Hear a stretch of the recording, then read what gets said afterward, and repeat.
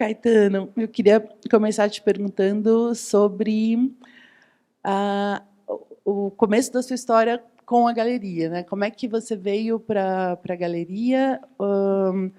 Eu sei que o Nelson Lerner tem alguma participação nisso, queria que você contasse. E foi interessante ontem, ao longo da maratona, que, bom, entre tantos artistas que foram citados da história da galeria, acho que foi o Paulo Miada que comentou de uma exposição do Nelson, que, para ele, como pesquisador, foi uma exposição muito importante. Ele fez uma leitura super linda de uma exposição dele de 78. Mas, então, enfim, queria saber um pouco da sua entrada e de eventuais lembranças suas do Nelson também aqui nesse lugar. Certo, certo. Bom, eu não lembro que ano foi exatamente, mas eu acho que foi 85, 87, mais ou menos assim, que o Nelson deu uma lista de galerias para mim, para a Dora, para o Edgar, para outras pessoas também, para a gente procurar com o aval dele, né? Então a gente foi batendo tal, e até finalmente eu vim aqui com a Luísa, tive a oportunidade de mostrar minhas coisas para ela.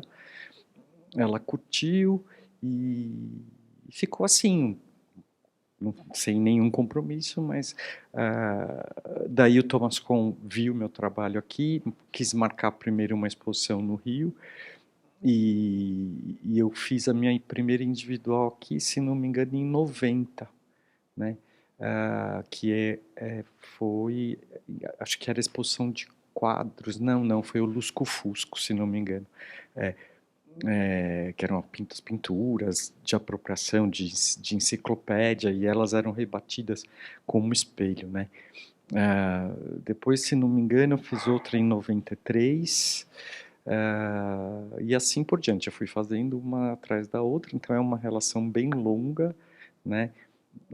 De passar muita gente, sabe? De você conviver durante um período com o artista constantemente, daí ele sai da galeria, depois vem novo, etc. Então eu vi muita gente entrando e sair daqui. E sobre justamente essas relações de afeto que se passaram, né? Que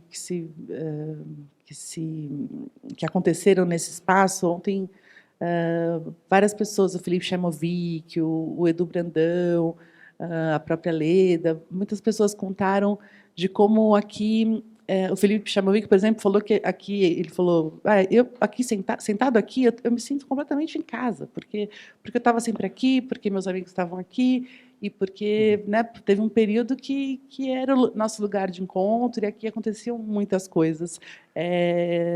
Que lembranças que você tem nesse sentido, assim, desses encontros e dessa convivência muito próxima nesse lugar? Porque era menor, né? Então a gente acabava ficando primeiro era lá na frente, depois aqui para trás, né? Quando fez a sala, o acervo aqui e tal. Mas realmente assim você virava e mexia, você encontrava a gente aqui porque passava a tarde conversando, sabe? Assim, quer dizer, é uma mudança que teve, que a galeria foi ficando cada vez mais profissional, e aí não tem muito espaço para isso, né? Eu acho que se eu começar a conversar com a Luísa, eu vou ser interrompido pelo menos umas 300 vezes, entendeu?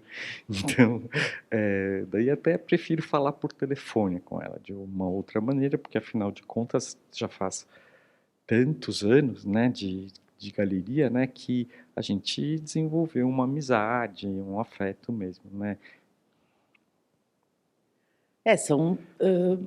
Enfim, já estamos no final do ano, então digamos que desde a sua primeira individual são 30 anos de trabalho conjunto, né? É.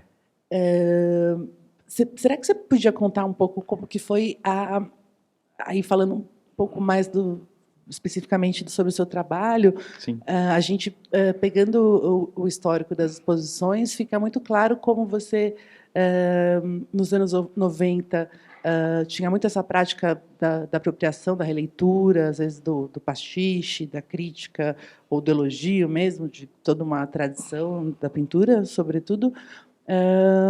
E nas exposições dos anos 2000 em diante, já tem uma mudança aparente de interesse, né, por um caminho mais de abstração, apesar de que nessa abstração continua tendo uma figuração. Acho que provavelmente, não sei, até te perguntaria se você ainda pensa nesse termo dicotômico, ou se você já transcendeu ele, de abstração e figuração. Mas como é que foi fazer essa trajetória dentro da galeria, né? Como que você vê as transformações que aconteceram no seu trabalho? Não, a palavra é essa mesmo, né? Eu comecei com a apropriação de imagens populares, né? Então, desde uma coroa de flores até um cupinzeiro, até todas as imagens assim que um engradado de galinhas, um monte de coisa assim. Depois, quando eu fiz o Lusco-Fusco, eu comecei a me basear a me apropriar de figuras de enciclopédia, que era um trabalho que eu curtia muito, né? A enciclopédia de verdade era um dos meus poucos acessos, né, a qualquer tipo de informação, e eu curtia muito aquelas imagenzinhas, assim, né? Então eu fui fazendo eu fiz uma colagem, por exemplo, no Lusco-Fusco, e aí em cima a pintura, todo o efeito assim cênico, né, vamos dizer. E depois eu fui pensando mais assim no caráter da impressão mesmo, e numa história que para mim é bem marcante assim. Eu tinha o livro da História da Arte do Gombrich, e tinha uma figura que é um Reynolds, que é a garota e seu cão, Miss Bolly e seu cão, chama a pintura, e que ela era totalmente fora de registro e amarela. Então, assim, mesmo que chegava para mim através de livros, era uma impressão ruim, sabe? Assim, porque livro importado era muito caro, etc., né? Não tinha esse acesso. Então, a partir daquela reprodução, eu comecei a me importar com a reprodução, de entrar ela tirar ela do registro, e assim, isso foi um caminho que foi me levando cada vez mais para abstração mesmo, né? E aí e aí uma virada importante para mim, que eu acho que aí rolou mesmo, foi quando eu fiz uma residência artística em Paris, e a partir daquele ano eu comecei a fazer algumas residências que me proporcionaram esse tipo de coisa. Então, eu fiz uma pequena residência na Índia, né? E eu fiz uma residência em Itaparica também, numa fundação chamada Sacatar. É, e isso foi assim, a minha mãe, por exemplo, ela fazia, né, colchas de retalho, ela fazia para doar, fazia. Então aquilo também tinha uma memória afetiva da minha mãe, junto com essa todo o padrão, tudo que me foi fornecido nessa nova experiência, né? E aí eu achei que eu comecei acho que a maturidade, não sei, né, vai trazendo, né, um pouco essa coisa de você ir simplificando e tentando chegar cada vez mais numa coisa essencial, né? Então é por aí, assim, mais ou menos. E, Caetano, só para terminar, que já temos só mais 2 minutinhos, eu queria te perguntar sobre. Você falou aí né, desses 30 anos e de como uma relação que começou como uma relação profissional também se tornou uma amizade. Sei que você é muito próximo da Fernanda, da sobrinha da Luísa.